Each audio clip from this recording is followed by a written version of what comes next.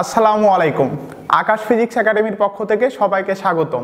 আজকে আমরা পদার্থবিজ্ঞান প্রথম পত্রের চতুর্থ অধ্যায় অর্থাৎ নিউটনিয়ান বলবিদ্যার খুব গুরুত্বপূর্ণ টপিক নিয়ে হাজির হয়েছি। তো দেখি আমাদের টপিকটা আনুভূমিক তলে ও উলম্ব তলে ঘূর্ণায়মান বস্তুর আমরা সুতার টান নিয়ে আলোচনা করব। তো আমরা দেখব যে এই আনুভূমিক তলে এবং উলম্ব তলে ঘূর্ণায়মান বস্তু বলতে কি বোঝায়। তো আমরা হয়তো প্রত্যেকেই ছোটবেলায় বা এখন আমরা যে কোনো বস্তু আমরা ঘুরাইছি, তাহলে যে কোনো একটা বস্তুকে আমরা যখন ঘুরাবো তখন এই বস্তুটাকে আমরা দুই ভাবে ঘুরাতে পারি।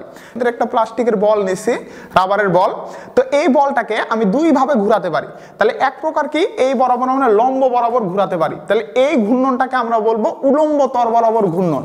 এবং আমরা আরো একভাবে ঘুরাতে পারি, সেটা হচ্ছে এই বরাবর অর্থাৎ আনুভূমিক বরাবর ঘুরাইতে পারি। তাহলে এই ঘূর্ণনটা আমাদের দুই প্রকার, একটা আনুভূমিক বরাবর আর একটা উলম্ব বরাবর। তাহলে এই দুই প্রকার বিষয় নিয়ে আমরা আলোচনা করব।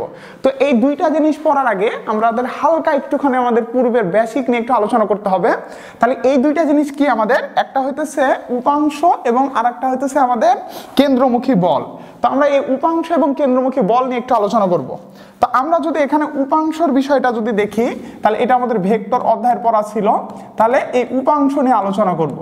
তাহলে এই উপাংশ জিনিসটা কি, যে কোনো একটা ভেক্টরকে আমরা যদি ভাঙি, তাহলে একটা ভেক্টরকে ভেঙে দুই বা ততোধিক ভেক্টরে পরিণত করার প্রক্রিয়াটাকে আমরা বলবো ভেক্টরের বিভাজন। আর বিভাজিত এক একটা ভেক্টরকে আমরা বলবো মূল ভেক্টরের উপাংশ। তা আমি যদি আরো সহজ করে বলি, যে যেমন ধরো এটা একটা কলম, তাই না? তাহলে এই কলমটাকে আমি মনে করো ভাঙলাম, তাহলে ভেঙে এক্ষেত্রে কয়টা খণ্ডে বিভক্ত হলো? দুইটা। তাহলে এই পদ্ধতিটাকে বলবো ভেক্টরের বিভাজন বা ভেক্টরের বিশ্লেষণ। তাহলে এই ক্ষেত্রে এটা একটা খণ্ড পাইলাম, এই ক্ষেত্রে এইটা আরো একটা খণ্ড পাইলাম, তাহলে এই খণ্ডটাকে আমরা বলবো একটা উপাংশ, এই খণ্ডটাকে বলবো ভেক্টরের কি আরো একটা উপাংশ। তো আমরা এই বিষয়টা আরো প্র্যাকটিক্যালি বোঝার জন্য আমরা নাহিদকে ডাক দেই। তো নাহিদ আসো, নাহিদ আসো। তো দেখো আমরা এক্ষেত্রে একটা বই নিলাম, তাহলে এই বইটা আমরা নাহিদের হাতে দিলাম। তো এখন এই বইটাতে আমি যদি বল প্রয়োগ করি, তাহলে এই ক্ষেত্রে আমরা যদি বইটা একটু সোজা করে ধরো, তাহলে এই বইটাতে আমি যদি বল প্রয়োগ করি, এই বরাবর আমি যদি বল দেই, তাহলে কি দেখা যাচ্ছে? বইটা সামনের দিকে আগাচ্ছে। এবং আমি যখন বল দিতেছি, তখন এই ক্ষেত্রে বইটা কি শুধুমাত্র সামনের দিকে আগাচ্ছে, না নিচের দিকে আরো কিছু পরিমাণ বল অ্যাড হচ্ছে? তাহলে তোমার কি নিচের দিকে হাতে কিছু পরিমাণ বল মনে হচ্ছে না? তাহলে আমি যখন এক্ষেত্রে বল দিতেছি, তখন কিছুটা বল সামনের দিকে নিয়ে যেতে সাহায্য করতেছে এবং কিছু পরিমাণ ফোর্স কোন দিকে? নিচের দিকে নিয়ে যেতে সাহায্য করতেছে। তার মানে বিষয়টা কি দাঁড়াচ্ছে? তাহলে আমি যদি 10 নিউটন বল প্রয়োগ করতেছি এই বইটার উপর, তাহলে কিছুটা হয়তো সামনের দিকে নিয়ে যাচ্ছে এবং কিছুটা কোন দিকে ক্রিয়া করতেছে? নিচের দিকে। তাহলে এই যে একটা বলটাকে দুইটা খণ্ডে বিভক্ত হচ্ছে, একটা আনুভূমিক যেটা সামনের দিকে যাচ্ছে, আর যেটা নিচের দিকে সেটা উলম্ব। তাহলে এই বিষয়টাকে আমরা বলবো উপাংশ। কি বলবো? উপাংশ।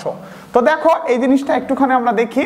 তো মনে করো যে এই ক্ষেত্রে আমি এই দিক বরাবর একটা বল নিলাম, তাহলে এই বলটা কত? এফ বল। তাহলে এই এফ বলটাকে আমরা দুইটা খণ্ডে বিভক্ত করতেছি, যে কিছু পরিমাণ বল এই দিকে ক্রিয়া করতেছে, এটাকে বলতেছি আনুভূমিক দিকে এক্স, এবং কিছু পরিমাণ বল উপরের দিকে ক্রিয়া করতেছে, এটাকে বলবো উলম্ব দিক কত? ওয়াই, তাই না? তো এই ক্ষেত্রে একটা বিষয় আছে, যে এই এফ বলটা কিন্তু আমাদের এই মূলবিন্দু ও এর সাপেক্ষে এক্স এর সাথেও কোণ উৎপন্ন করতে পারে, আবার এটা ওয়াই এর সাথেও কোণ উৎপন্ন করতে পারে। তাহলে এই ক্ষেত্রে যদি এক্স এর সাথে উৎপন্ন কোণ থিটা হয়, তাহলে এই দিকে এই এক্সটাকে আমরা বলবো আনুভূমিক উপাংশ। কি বলবো? এটাকে আনুভূমিক উপাংশ। তাহলে দুইটা খণ্ডে বিভক্ত হচ্ছে, একটা আনুভূমিক আর একটা কি? উলম্ব। তাহলে এটাকে বলবো আনুভূমিক উপাংশ। তাহলে এই আনুভূমিক উপাংশটার মান হবে x ইজিক্যাল কত?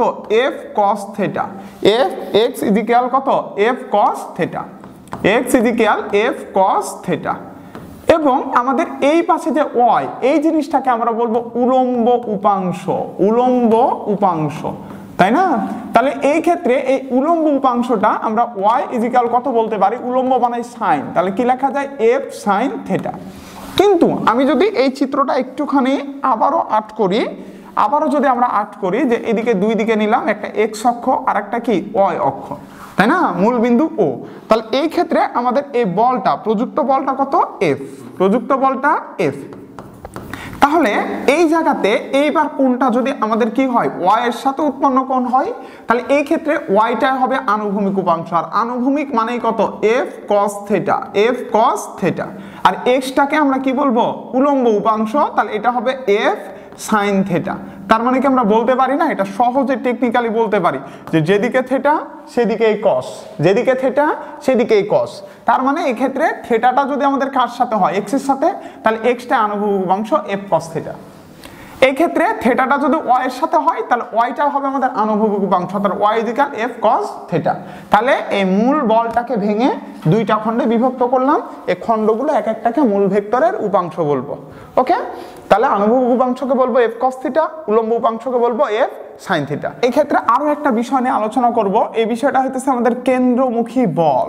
কেন্দ্রমুখী বল বা এটাকে আমরা কেন্দ্র বিমুখী বলও বলতে পারি। তাহলে কেন্দ্রমুখী বা কেন্দ্র বিমুখী বল, তাহলে এই জিনিসটা পাবো যে কোনো ঘূর্ণনশীল বস্তুর।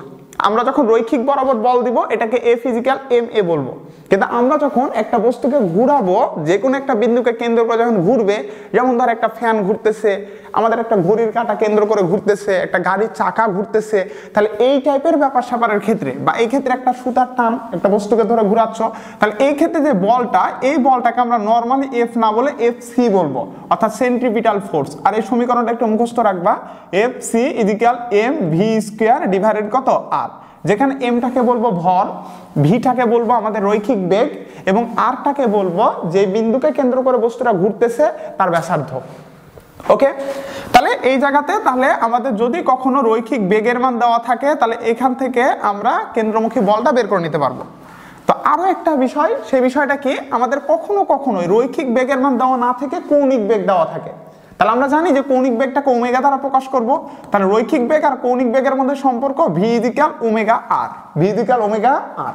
তাহলে আমাদের দেখো এই জায়গাতে তাহলে আমরা কি লিখতে পারি, তাহলে এম ভি এর মান যদি বসাই দিই ওমেগা আর, তাহলে বর্গ করলে কি লেখা যায় ওমেগা স্কয়ার আর স্কয়ার, আর নিচে একটা কি আছে আমাদের আর। তাহলে এইখানে আমাদের তাহলে কি এই জায়গায় এ আর আর আর স্কয়ার কেটে গেলে উপরে তাহলে একটা আর থাকে, তাহলে এই জায়গায় তাহলে কি থাকে সমীকরণটা, যে এফ সি ইজ ইকুয়াল কত আমাদের এম, এখানে ওমেগা স্কয়ার, একটা আর কেটে গেছে, তাহলে কি থাকে একটা আর থাকে। তাহলে এই জায়গাতে আমরা কেন্দ্রমুখী বলের আরো একটা সমীকরণ পেয়ে গেলাম, তাই না?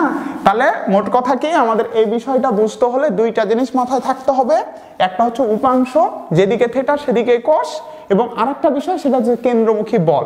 এটা অ্যাপ্লাই করব কখন, যখন আমাদের বেগের মান দেওয়া থাকবে ভি থাকলে, কি থাকলে ভি। আর এটা অ্যাপ্লাই করব কখন, যখন কৌণিক বেগ ওমেগা থাকবে, কৌণিক বেগ কি ওমেগা, এবং এই কৌণিক বেগ ওমেগা মানে কত, আমরা নরমালি ভি ইকুয়াল কত জানি, এস ডিভাইডেড কত টি, এবং কৌণিক বেগ মানে কি, এই ক্ষেত্রে আমরা রৈখিক সরণ পাবো না, এই ক্ষেত্রে পাবো আমরা একটা কৌণিক সরণ, যে এটা একটা বস্তু কেন্দ্র করে ঘুরতেছে, তাহলে এই জায়গা থেকে এইখানে ছিল বস্তুটা, এখান থেকে বস্তুটা এই দিকে চলে গেছে, তাহলে এই ক্ষেত্রে আমরা যে সরণটা পাবো এটা হচ্ছে কোণ, মানে থিটা পাবো, কি পাবো এখানে থিটা। তার মানে এই ক্ষেত্রে বলবো থিটা ডিভাইডেড কত টি।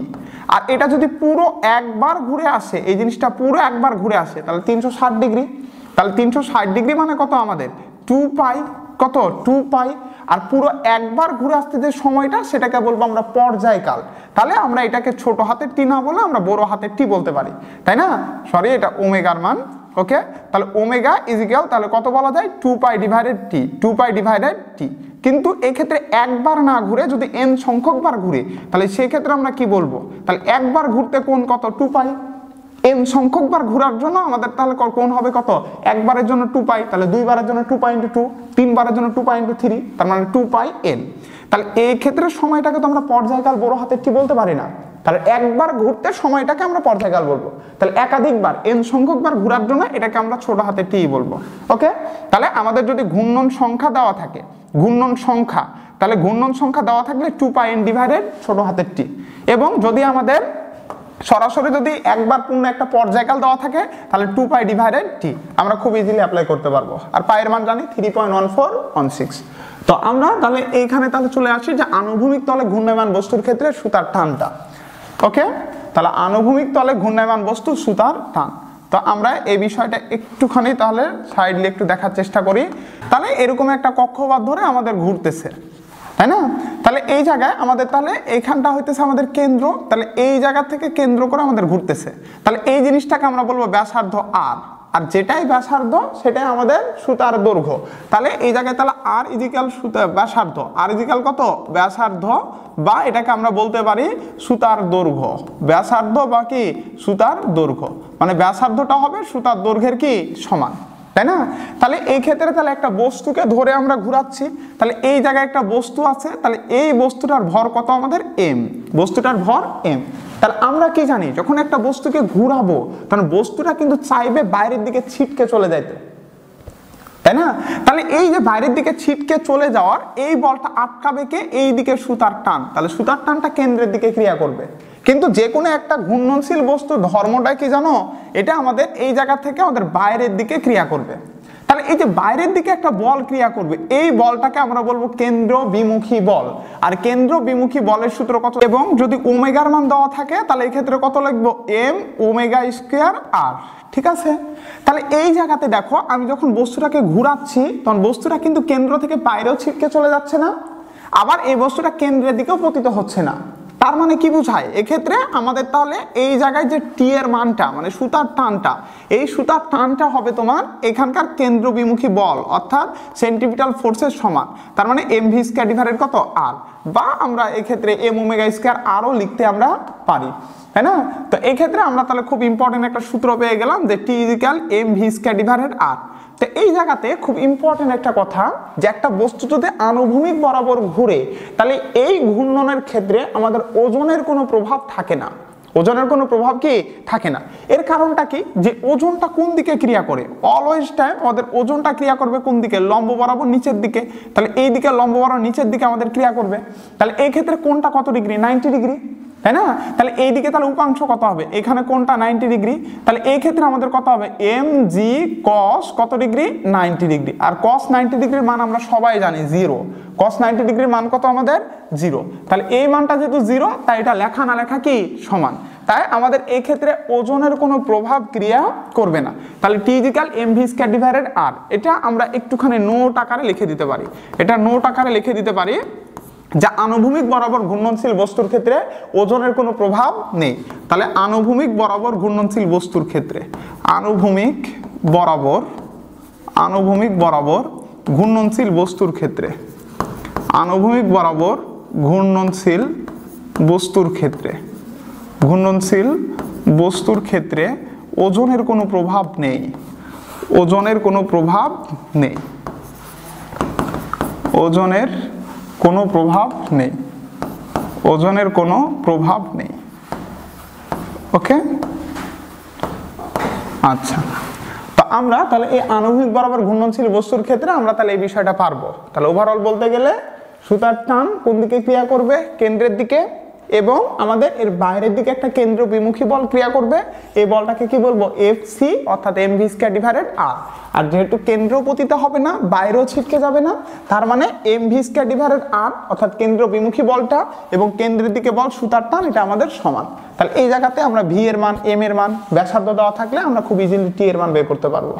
অথবা আমাদের যদি মনে করো সুতার টান, এম এর মান, ব্যাসার্ধ, ভি এর মান আমরা খুব ইজিলি বের করতে পারবো। তো আমরা তাহলে নেক্সট স্লাইডে চলে যাই। তাহলে এই ক্ষেত্রে আমরা আলোচনা করবো এখন যে উলম্ব তলে ঘূর্ণায়মান বস্তুর ক্ষেত্রে সুতার টান। তো এই জিনিসটা খুব ইম্পর্টেন্ট, তাহলে এই বিষয়টা একটু দেখার চেষ্টা করি। তো মনে করো আমরা এই ক্ষেত্রে একটা চিত্র আর্ট করলাম, তাহলে এই চিত্রটার ক্ষেত্রে আমরা তাহলে দেখাবো বিভিন্ন তাহলে পয়েন্টের আমরা মার্ক করে দিই, বিভিন্ন পয়েন্টগুলো দেখাই দিই, যে এটাকে আমরা তাহলে একটু অক্ষে রূপান্তর করে দিই। ওকে, তাহলে আমরা বিভিন্ন পয়েন্ট ধরে নিই। তাহলে এই জায়গাতে একটা পয়েন্ট ধরে নিলাম, এই জায়গাতে একটা পয়েন্ট ধরলাম, তাহলে এখানে এই পয়েন্টটা এ, এটা ধরলাম বি, এই বিন্দুটা কত সি, এই বিন্দুটা হইতেছে ডি, আমি এখানেও ধরলাম যে এই বিন্দুটা কত আমাদের ই। তাহলে এইখানে এ এবং বি এর সাথে উৎপন্ন একটা কোণ ধরে নিলাম, এই কোণটার মান হচ্ছে আমাদের 60 ডিগ্রি বা থেটা। আমরা 60 ডিগ্রি না ধরে আমরা এখানে তাহলে থেটা ধরলাম, যে এ ও বি এর মধ্যবর্তী কোণ থেটা। ওকে, তাহলে আমরা তাহলে যে কোনো একটা বিন্দুর ক্ষেত্রে সুতার টান আমরা নির্ণয় করব। তাহলে এই জায়গাতে ধরে নাও যে আমি এই জায়গায় সুতার টান বের করব, তাই না? তাহলে এই ক্ষেত্রে সুতার টানটা কোন দিকে ক্রিয়া করবে, অলওয়েজ এটা কি কেন্দ্রের দিকে ক্রিয়া করবে। তাহলে সুতার টানটা কত এখানে টি। আর যখন এই বস্তুটা ঘুরবে তখন এই ঘূর্ণনশীল বস্তুটা সুতার টানের ঠিক বিপরীত দিকে একটা কেন্দ্র বিমুখী বল ক্রিয়া করবে। তাহলে এই কেন্দ্র বিমুখী বলের সূত্র আমরা অলরেডি জানি যে Fc ইকুয়াল কত mv স্কয়ার ডিভাইডেড r, বা আমরা কি লিখতে পারি m ওমেগা স্কয়ার r। ওকে, তো এই জায়গাতে দেখো আমাদের যখন উলম্ব তল বরাবর ঘুরবে তখন এই ক্ষেত্রে ওজনেরও একটা প্রভাব আছে। যেমন এই জায়গায় থাকলে ওজনটা কোন দিকে ক্রিয়া করবে, নিচের দিকে। তাহলে যখন এই জায়গাতে থাকবে তাহলে তখনও ওজনটা কোন দিকে ক্রিয়া করবে, নিচের দিকে, ওজনটা নিচের দিকে। এর আগের বার কোনটা ছিল কিন্তু 90 ডিগ্রি। এর আগের বারে এই যে এই জায়গাতে এখান থেকে ওজনেরটা আর এই কেন্দ্রমুখী বলের কোণ ছিল 90 ডিগ্রি, তাই এখানে ওজনের কোনো প্রভাব ছিল না। বাট এই জায়গাতে কিন্তু কোণের মান 90 ডিগ্রি না, উলম্ব বরাবরের ক্ষেত্রে এখানে কোণের মান 90 ডিগ্রি না। তাহলে এই কোণটা আর এই কোণটা কি অনুরূপ কোণ না, এই কোণ আর এই কোণ অনুরূপ কোণ, তাহলে এখানেও কি বলতে পারি থিটা। তাহলে এইদিকে ওজনটা কত আমাদের mg, ওজন কত mg। তাহলে আমরা জানি উপাংশ সূত্র যে যেদিকে থিটা সেদিকে cos, তাহলে এই দিক বরাবর আমাদের থিটা, তাহলে আমরা এইদিকে তাহলে কি বলতে পারি mg cos theta, mg cos theta. তাহলে দেখো তো এই জায়গাতে আমরা যদি টোটাল বলটা বিচার করতে যাই তাহলে এইখানে তাহলে আমরা t ইকুয়াল কত বলতে পারি, মানে b বিন্দুর জন্য। এটা আমরা b বিন্দুর ক্ষেত্রে আমরা বের করতেছি, b বিন্দুর ক্ষেত্রে, b বিন্দুর ক্ষেত্রে, b বিন্দুর ক্ষেত্রে। তাহলে এই জায়গাতে আমরা তাহলে b বিন্দুর ক্ষেত্রে t ইকুয়াল কত বলা যায়, তাহলে t সমান সমান তাহলে এইদিকে কেন্দ্রের দিকে বল কয়টা, একটা, কিন্তু কেন্দ্রের বাইরের দিকে বল কয়টা, এখানে Fc আর একটা কি mg cos থিটা। mg কিন্তু কেন্দ্রের বাইরের দিকে না। তাহলে দেখো t এর অপোনেন্ট ফোর্স গুলো কি উপর পাশে লিখতে পারি, তাহলে সে অপোনেন্ট ফোর্স কি একটা আমাদের Fc, তার মানে mv স্কয়ার ডিভাইডেড কত r, প্লাস কত আমাদের mg cos theta, mg cos theta. তাহলে এই সূত্রটা থেকে আমরা তাহলে যে কোনো বিন্দুর জন্য আমাদের তাহলে এই সুতার টানটা বের করতে পারবো। তাহলে এখান থেকে যে কোনো বিন্দুর জন্য আমরা সুতার টানটা খুব ইজিলি বের করতে পারবো, তাই না। তাহলে এটা গেল বি বিন্দুর জন্য। তাহলে আমরা কি অনুরূপ ভাবে তাহলে বের করতে পারি না, অনুরূপ ভাবে বের করতে পারি এ বিন্দুর জন্য, এ বিন্দুর জন্য, এ বিন্দুর জন্য, এ বিন্দুর জন্য। ওকে, তো এই জায়গাতে আমাদের থিটার মানটা নিয়ে একটু কথা বলে দিই। তাহলে আমি যখন একটা বস্তুকে ঘুরাবো, দেখো লক্ষ্য করলে দেখবা যে একটা বস্তুকে ঘুরালে তাহলে এটা ঘূর্ণনটা শুরু হয় কোন জায়গা, এখান থেকে, নিম্ন বিন্দু থেকে, নাকি উপরে এই জায়গা থেকে ঘূর্ণন শুরু হয়। কখনো এই জায়গা থেকে আমরা ঘূর্ণন শুরু করতে পারবো না, ঘূর্ণন শুরু করতে গেলে এই জায়গা থেকে শুরু করতে হবে, তাই না। তার মানে আমরা ইউজুয়ালি যখন কোণটা বিচার করি যে কোনো ক্ষেত্রে আমরা x অক্ষের কোণ দেখলে আমরা এই জায়গা থেকে, এই ধনাত্মক x অক্ষ থেকে আমরা কোণটা বিচার করি। কিন্তু এই ক্ষেত্রে যেহেতু ঘূর্ণনটা আমাদের শুরু হয় কোন জায়গা থেকে, এ বিন্দু থেকে, তাই আমরা শুরুটা হবে এই জায়গা থেকে শুরু হবে। তার মানে কোণটা অবশ্যই শুরু হবে আমাদের x অক্ষের ঋণাত্মক দিক থেকে, অর্থাৎ এই নিম্ন বিন্দু থেকে ঘড়ির কাঁটার বিপরীত দিক, অর্থাৎ এই দিকে কোণটা আমরা বিচার করব। আবারও বলতেছি, খুবই ইম্পর্টেন্ট জিনিস, বারবার এই জায়গাটা অনেকে ভুল করে। কোণটা শুরু হবে আমাদের x অক্ষের ঋণাত্মক দিক, অর্থাৎ এই যে আমাদের নিম্ন বিন্দুটা এই জায়গা থেকে ঘড়ির কাঁটার বিপরীত দিকে, এই দিকে। তার মানে এই জায়গায় কোণ তাহলে কত, সি বিন্দুতে 90 ডিগ্রি। এই জায়গায় যদি বলি তাহলে কোণ কত আমাদের 180 ডিগ্রি, এইখানে কত আমাদের 270 ডিগ্রি। আমরা এইভাবে কোণটা হিসাব করব। তাহলে দেখো এই জায়গায় তাহলে এ বিন্দুর জন্য, তাহলে এ বিন্দুতে কোণ কত, 0 ডিগ্রি। তাহলে আমরা তাহলে এই সূত্রটা কি লিখতে পারি, t ইকুয়াল কত m v স্কয়ার ডিভাইডেড কত r plus mg cos theta. তাহলে cos কত degree, 0 degree, mg cos 0 degree. তাহলে cos 0 ডিগ্রির মান কত আমাদের 1, cos 0 ডিগ্রির মান 1। তার মানে ওই ক্ষেত্রে আমাদের কি থাকে তাহলে এই জায়গায়, তাহলে আমাদের ফাইনাল যে সূত্রটা, তাহলে সেই সূত্রটা কত থাকতেছে, t ইকুয়াল কত mv square divided r plus কত এইটুকুর মান কত 1, তাহলে থাকে কত প্লাস mg। ওকে, আশা করি এ বিন্দুর ক্ষেত্রেও ক্লিয়ার। এখন আমরা তাহলে অনুরূপ ভাবে আমরা যদি সি বিন্দুর জন্য বের করি তাহলে এই ক্ষেত্রে তাহলে আমরা সি বিন্দুর জন্য বের করি। আমি এই সাইডে দেখাই জিনিসটা, তাহলে একটু সুবিধা হবে। তাহলে আমরা এই জায়গাতে দেখতেছি সি বিন্দুর ক্ষেত্রে, সি বিন্দুর ক্ষেত্রে। ওকে, তাহলে আমরা তাহলে সি বিন্দুর ক্ষেত্রে তাহলে বিন্দুটা একটুখানি দেখি। তাহলে সি বিন্দুতে টোটাল কোণ কত, এই জায়গা থেকে কোণ, তাহলে এইখান থেকে কোণ কত ডিগ্রি, 90 ডিগ্রি। তাহলে এক্ষেত্রে সুতার টান টি ইকুয়াল কত M V square divided R plus M G কস 90 ডিগ্রি। তাহলে আমরা জানি যে cos 90 ডিগ্রির মান কত 0। তাহলে এই জায়গাটা মানে কি আনুভূমিক বরাবর ঘূর্ণনশীলের মতো হয়ে যাচ্ছে। তার মানে এই ক্ষেত্রে শুধুমাত্র থাকে কত t equal mv square divided r, mv square divided r। এই ঘটনা হচ্ছে আমাদের ওই আগের আনুভূমিক তলে ঘূর্ণায়মান বস্তুর ক্ষেত্রে। ক্লিয়ার? এখন আমরা আলোচনা করব ডি বিন্দুর জন্য। কোন বিন্দু? ডি বিন্দু। তাহলে ডি বিন্দুর জন্য, ডি বিন্দুর জন্য, তাহলে এই ক্ষেত্রে ডি বিন্দুর জন্য বা ডি বিন্দুর ক্ষেত্রে তাহলে আমরা তাহলে সুতার টানটা একটুখানি দেখি। তাহলে সুতার টান কত এখানে টি। তাহলে টি মানে কি মেইন সূত্রটা লক্ষ্য করো, M V square divided R, M V square divided কত আর, প্লাস কত ছিল আমাদের M G cos theta, M G cos theta.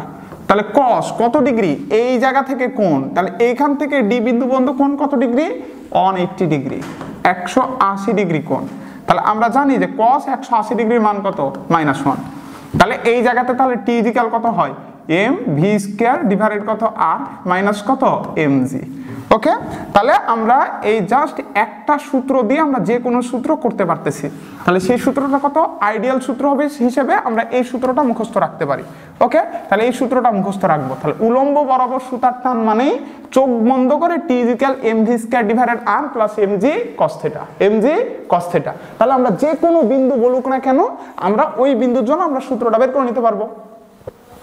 এই জায়গাতে লক্ষণীয় বিষয়টা আমি বারবার সাবধানতা অবলম্বন করতে বলতেছি, সেই জিনিসটা কি কোনটা হবে এই এ বিন্দু থেকে, অর্থাৎ নিম্ন বিন্দু থেকে ঘড়ির কাঁটার বিপরীত দিকে। অনেক সময় কি অনেক স্টুডেন্ট এই জায়গাগুলো তো ভুল করে যে এইখান থেকে, মনে করো যে এই জায়গা থেকে আমাদের কোনটা দেওয়া আছে, এটা একটুখানি আমরা লাল কালি দিয়ে দেখাই, যে এই ক্ষেত্রে ধনাত্মক x অক্ষ থেকে আমাদের কোণ দেওয়া আছে কত ডিগ্রি 60 ডিগ্রি।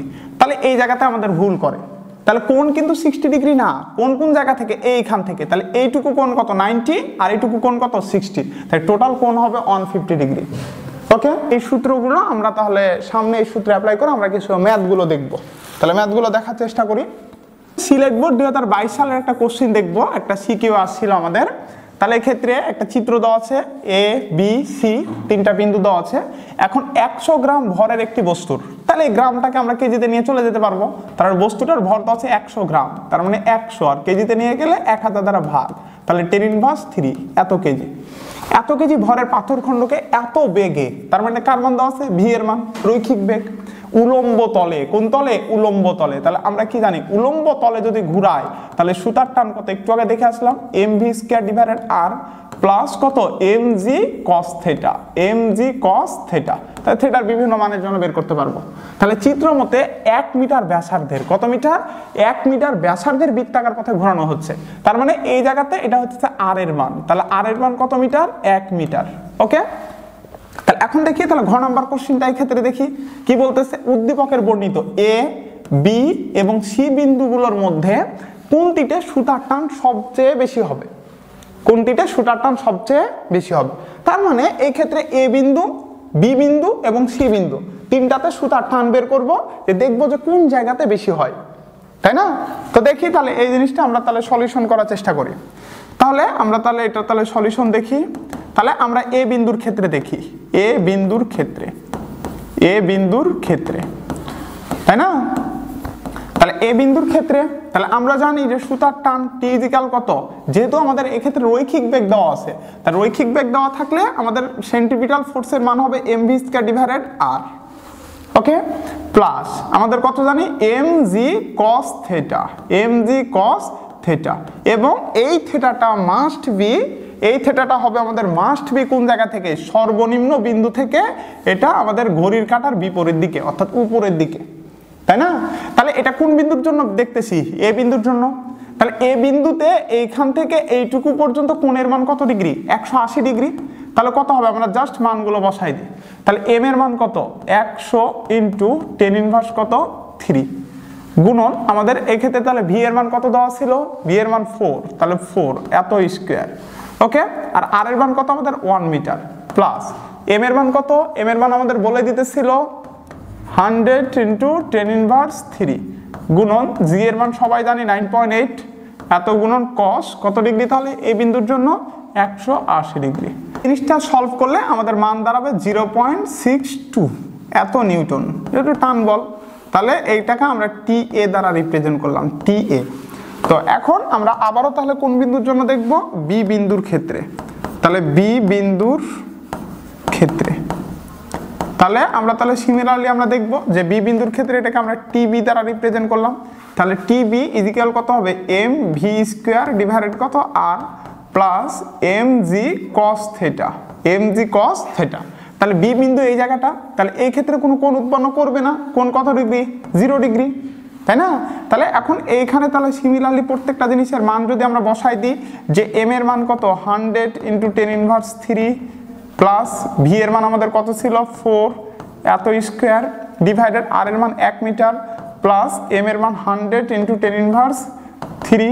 গুণন জি এর মান কত 9.8, cos 0 ডিগ্রির মান তো আমরা জানি যে 1। তাহলে এই জায়গার তাহলে মানগুলো আমরা যদি বসাই দিই, তাহলে এই জায়গাতে আমরা মানটা পাবো তোমার হতেছে 2.58 এত নিউটন। তাহলে এটা হচ্ছে আমাদের টিবি এর মান, তোমরা এটা ক্যালকুলেশন করে নিবা। তাহলে বি বিন্দুতে এটা আমরা পাবো। তো এখন আমি এই জায়গাটুকুতে তো করে ফেলি তাহলে এটা, তাহলে আমরা তাহলে বের করব সি বিন্দুর ক্ষেত্রে। কোন বিন্দু, আবারও আমরা তাহলে সি বিন্দুর জন্য দেখব। তাহলে সি বিন্দুর ক্ষেত্রে, সি বিন্দুর ক্ষেত্রে তাহলে এই সি বিন্দুর ক্ষেত্রে তাহলে কত লেখা যায়, দেখো এই সি বিন্দুতে কোণ কত ডিগ্রি দেওয়া আছে, এই ক্ষেত্রে বি থেকে এই ক্ষেত্রে কোণ কত ডিগ্রি, 60 ডিগ্রি। তাহলে এই জায়গাতে তাহলে এটা টি সি দ্বারা রিপ্রেজেন্ট করতেছি। তাহলে এম ভি স্কোয়ার ডিভাইডেড কত আর প্লাস আমাদের কত এম জি কস কত ডিগ্রি দেওয়া আছে, 60 ডিগ্রি। ওকে, তাহলে এই ক্ষেত্রে তাহলে সিমিলারলি আমরা মানগুলো বসাই দিই, যে এম এর মান কত 100 × 10⁻³ গুণন ভি এর মান কত দেওয়া ছিল আমাদের 4 এত স্কোয়ার ডিভাইডেড আর এর মান 1, তাই না? তাহলে প্লাস এম এর মান আবারও 100 × 10⁻³ গুণন জি এর মান 9.8 আর cos 60 ডিগ্রির মান তো আমরা জানি যে হাফ। এখন এই মানগুলো আমরা যদি বসাই দিই, এটা ক্যালকুলেশন যদি করে ফেলো, তাহলে এটা ক্যালকুলেশন করলে এই মানটা হবে 2.09 নিউটন, 2.09 এত নিউটন, তাই না? তার আমাদের কিন্তু প্রশ্নের মধ্যে বলছে যে কোথায় সবচেয়ে বেশি হবে, বলের মান কোথায় সবচেয়ে বেশি হবে। তাহলে দেখো তো টি এ এটা 0.62 সবচেয়ে কম, তারপর এটা কত আমাদের 2.58 আর এটা 2.09। তাহলে এই ক্ষেত্রে আমরা তাহলে বলতেই পারি যে টিবি এর মানটা সবচেয়ে কি বেশি, টিবি সবচেয়ে বেশি। তারপরে কোথায় আমাদের টিসি এটা একটু কম, আর সবচেয়ে কম আমাদের কোথায় টিএ, টিএ। তাহলে বলতেই পারি যে বি বিন্দুতে সুতার টান সবচেয়ে বেশি হবে। আশা করি আমরা প্রত্যেকেই পারবো। তো নেক্সটে দেখি আমরা আরো একটা কোশ্চেন সলভ করার চেষ্টা করি। এক্সাম্পল নাম্বার 2টা দেখি। এক্ষেত্রে আমাদের কি বলতেছে 0.1 কেজি এত ভর, তার মানে কার মান, এটা এম এর মান। ওকে, আমাদের 0.1 মিটার একটি পাথরকে 0.1 মিটার দৈর্ঘ্যের একটি সুতা দ্বারা ঘোরাচ্ছে, তার মানে এক্ষেত্রে আর এর মান 0.1। তাহলে সুতা দিয়ে 2 মিটার পার সেকেন্ড বেগে উলম্বভাবে ঘোরানো হচ্ছে, তার মানে ভি এর মান 2 মিটার পার সেকেন্ড এবং এটা উলম্বভাবে।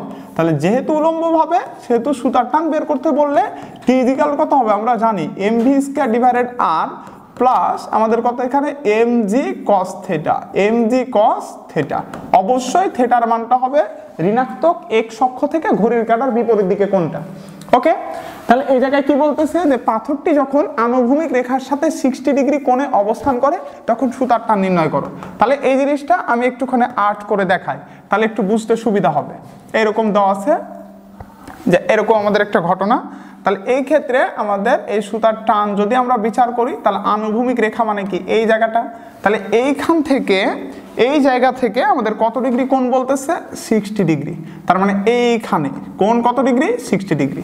কিন্তু আমাদের এই সূত্রের মধ্যে যে কোণটা দরকার, তাহলে সেই কোণটা আমাদের দরকার কোন জায়গা থেকে, এইখান থেকে, তার মানে এই জায়গা থেকে কোণ দরকার।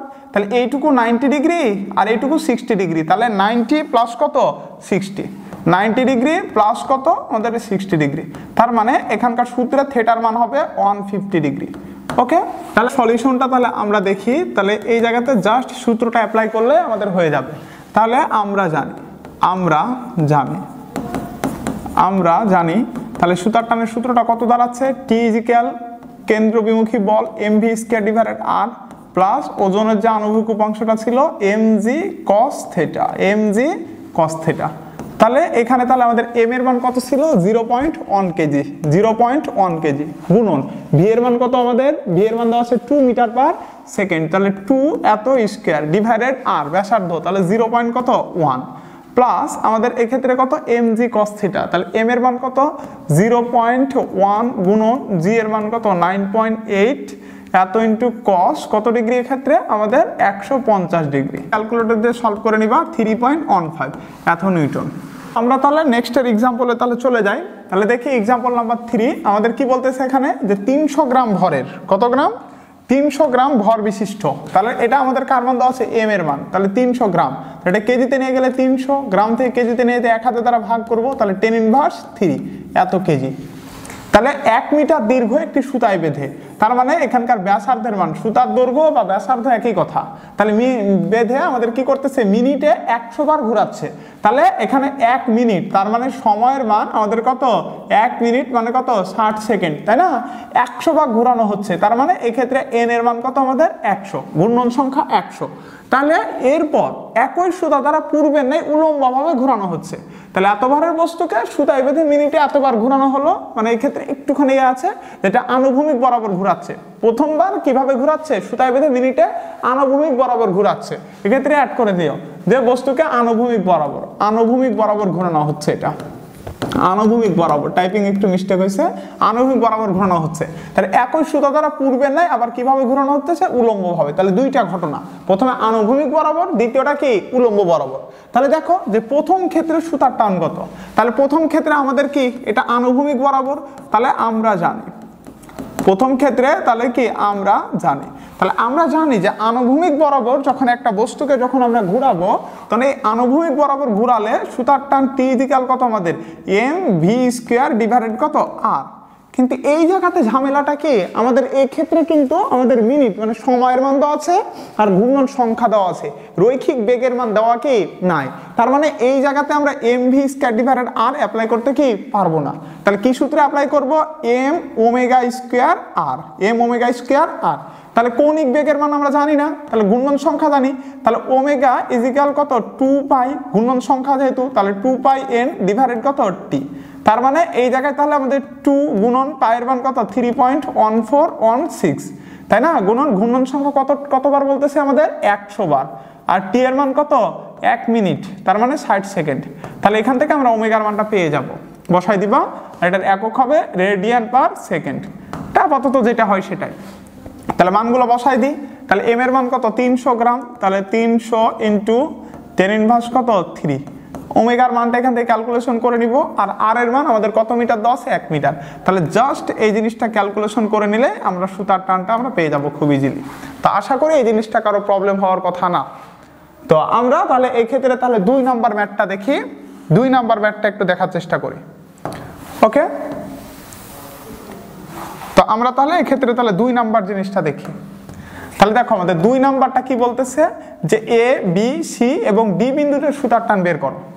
তাহলে এই ক্ষেত্রে এটা কি উলম্ব বরাবর ঘূর্ণন বলে দিতেছে, কোন বরাবর উলম্ব, তাহলে উলম্ব বরাবর ঘূর্ণনের জন্য আমরা এ বিন্দুতে যদি ধরে নাও এটা টি এ, তাহলে টি এর মান কত আমাদের জানি যে m⍵² r প্লাস কত আমাদের mg cos থিটা, তাহলে আমরা এইটুকুর মান জানি 1 নাম্বার থেকে জানি। তাহলে এই এ বিন্দু যদি বলি আমাদের কোন বিন্দু এ বিন্দু, তাহলে এ বিন্দু যদি বলি তাহলে এ বিন্দুতে কোণ কত ডিগ্রি 0 ডিগ্রি, তাই না, তাহলে জাস্ট এই জায়গায় 0 ডিগ্রি বসাই দিলে আমাদের হয়ে যাবে, আর এইটুকুর মান আমরা জানি। তাহলে আমরা বি বিন্দুর ক্ষেত্রে যদি সলভ করি তাহলে অনুরূপভাবে m⍵² r প্লাস কত mg cos কত ডিগ্রি আমাদের এই ক্ষেত্রে, তাহলে বি বিন্দু, তাহলে বি বিন্দুর জন্য এই জায়গা থেকে কোণ কত degree 60 degree, cos 60 degree, just এটা মানগুলো বসাতে ক্যালকুলেশন করলেই পারবা তোমরা। তো এখন তাহলে আমাদের সি বিন্দুর জন্য যদি বলি তাহলে সি বিন্দুর জন্য এখান থেকে কোণ কত ডিগ্রি 90 ডিগ্রি, তাহলে এই ক্ষেত্রে টি সি তাহলে কত হবে m⍵² r plus mg cos 90 degree, আমরা জানি cos 90 ডিগ্রি মান 0, তার মানে এটা হবে এই 1 নাম্বারটার অ্যানসারটার মতোই m⍵² r।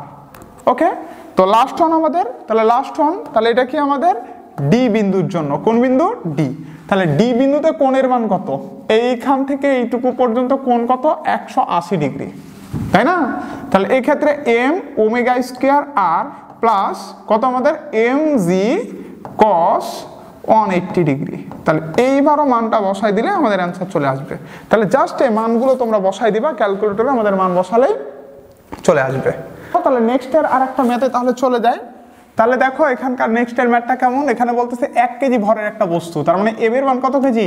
1 কেজি, সুতা দ্বারা বেঁধে 5 মিটার পার সেকেন্ড বেগে, তার মানে ভি এর মান 5 মিটার পার সেকেন্ড, এত বেগে উলম্বভাবে। তাহলে উলম্বভাবে যেহেতু বলতেছে, তাই এক্ষেত্রে সুতার টান হবে M V square divided R plus M G cos theta, M G cos theta, তাই না?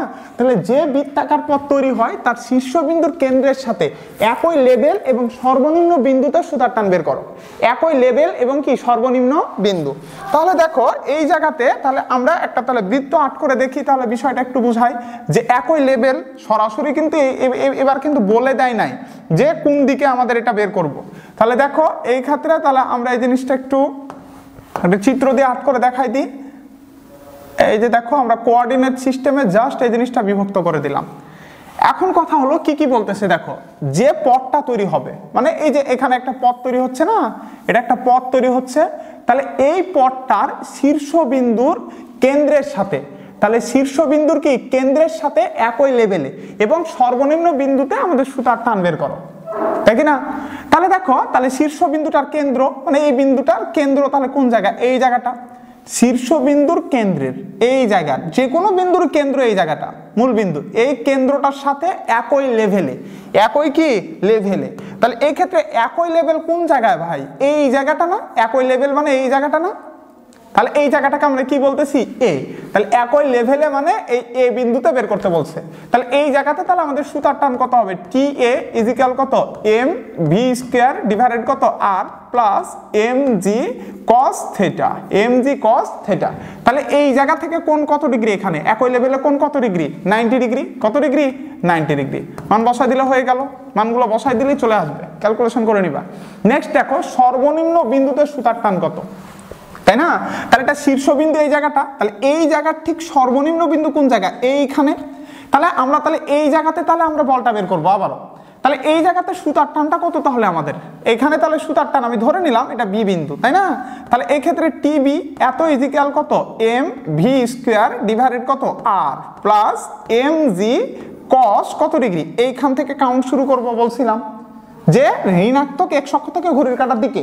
তাহলে এই জায়গাতে কোন কত ডিগ্রি? 0 ডিগ্রি। তাহলে এইবারও মানগুলো বসাই দিলে আমরা এখান থেকে মানটা পেয়ে যাব। আশা করি আনুভূমিক বরাবর এবং উলম্ব বরাবর ঘূর্ণনশীল বস্তুর ক্ষেত্রে সুতার টান রিলেটেড সকল প্রবলেমের সলভ তোমরা করতে পারবা। তো এরকম গুরুত্বপূর্ণ টপিকের ভিডিও পেতে আকাশ ফিজিক্স একাডেমির ফেসবুক পেজ এবং আকাশ ফিজিক্স একাডেমির ইউটিউব চ্যানেলের সঙ্গেই থাকুন। ততক্ষণ পর্যন্ত সবাই ভালো থাকবেন, সুস্থ থাকবেন। আল্লাহ হাফেজ।